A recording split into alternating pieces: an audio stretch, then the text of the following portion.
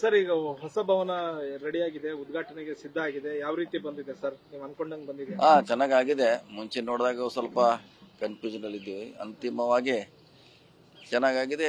ಎಲ್ಲರೂ ಕೂಡ ಬಂದು ನೋಡುವಂಗೆ ನಮ್ಮ ಅಧಿಕಾರಿಗಳು ಅದನ್ನ ಫಿನಿಶ್ ಮಾಡಿದ್ದಾರೆ. ಇನ್ನೇನಿದೆ CM ಅವರು ಅದಕ್ಕೆ ದಿನಾಂಕ ನಿಗದಿ ಮಾಡಬೇಕು. ಮಾಡಿದ ತಕ್ಷಣ ಉದ್ಘಾಟನೆ ಮಾಡ್ತಾ ಆಲ್ರೆಡಿ ಈಗೆಲ್ಲ ಸರ್ವಿಸ್ಗೆ ರೆಡಿ ಇದೆ. ಸೊ ಸ್ಟಾಫ್ ಕೂಡ ನೇಮಕ ಈ ವಾರದಲ್ಲಿ 15 ದಿವಸ ಮಾಡ್ತೀವಿ. ಸೊ ಅತ್ಯಂತ ಚೆನ್ನಾಗಿದೆ. ಭಾಳ ದಿನಗಳ ನಂತರ ಮತ್ತೆ ನಮ್ಮದು ಹೊಸ ಕರ್ನಾಟಕ ಭವನ ಚೆನ್ನಾಗಿ ಬಂದಿದೆ. ಸೊ ಆದಷ್ಟು ನಾವು ಕೂಡ ಬೇಗ ಆಗ್ಬೇಕಂತ ನಿರೀಕ್ಷೆಯಲ್ಲಿದ್ದೀವಿ. ಹೈಕಮಾಂಡ್ ಭೇಟಿಗೆ ಬಂದಿದ್ದೀರಿ?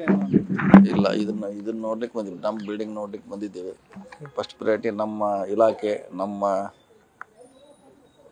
ಪದ್ಧತಿ. ಯಾಕಂದ್ರೆ ಅಕ್ಟೋಬರ್ದಲ್ಲೇ ಪ್ರಾರಂಭ ಆಗಬೇಕಾಯಿತು, ವಿಳಂಬ ಆಗಿದೆ.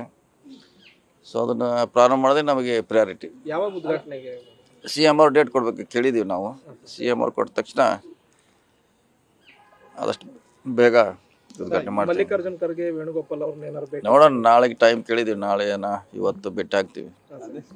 ಅಲ್ಲ, ಈ ಪ್ರಯಾರಿಟಿ ಜೊತೆಗೆ ಆ ಪ್ರಯಾರಿಟಿ ಇಲ್ಲ, ಅದಿದ್ದೇ ಬಂದಾಗ ನೀವು ಭೇಟಿ ಆಗಲೇಬೇಕಲ್ಲ. ಸ್ವಾಭಾವಿಕ ಕಾಮನ್ ಆಗಿ ಭೇಟಿಯಾಗಿ ಆಗ್ತೀವಿ. ಯಾರೇ ಬಂದರೂ ಕೂಡ ನಾಯಕರು ಭೇಟಿ ಮಾಡ್ತಾ ವಾಡಿಕೆ ಭೇಟಿ ಆಗ್ತೀವಿ ಅಷ್ಟೇ. ಅಲ್ಲ, ಇದ್ರ ಜೊತೆಗೆ ನಾಳೆ ST ಸಮುದಾಯದ ನಾಯಕರು ಕೂಡ ಇಲ್ಲಿ ಬರ್ತಾರೆ, ಎಲ್ಲರೂ ಸೇರಿ ಭೇಟಿ ಆಗ್ತಾರೆ? ಇಲ್ಲ, ಅದ್ರ ಬಗ್ಗೆ ನನಗೆ ಗೊತ್ತಿಲ್ಲ. ನಾವು ಬಂದದ್ದು ನಮ್ಮ ಕರ್ನಾಟಕ ಭವನ ಬಂದೇ ಬರ್ತಾರೆ. ಮತ್ತು ಅವ್ರು ಸಂಬಂಧಪಟ್ಟದ ಇಲಾಖೆ ಕೆಲಸ ಇರ್ತದೆ.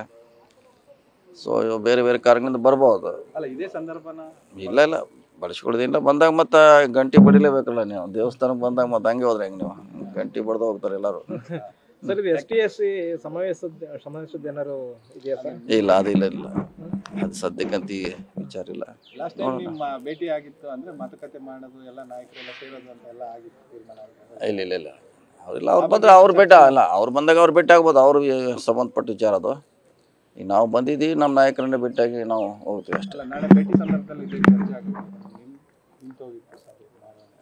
ಇಲ್ಲ, ನೋಡೋಣ. ಅದೇನಾದ್ಮೇಲೆ ಇನ್ನೂ ಭೇಟಿ ಆಗಿಲ್ಲ. ಭೇಟಿ ಆದ್ಮೇಲೆ ನಿಮ್ಗೆ ಬ್ರೀಫ್ ಮಾಡ್ತೀವಿ ಏನೇನು ಚರ್ಚೆ ಆಗಿದೆ. ನ್ಯೂಸ್ ಫಸ್ಟ್, ನಿರ್ಭೀತಿಯಿಂದ ನಿಮ್ಮ ಪರವಾಗಿ.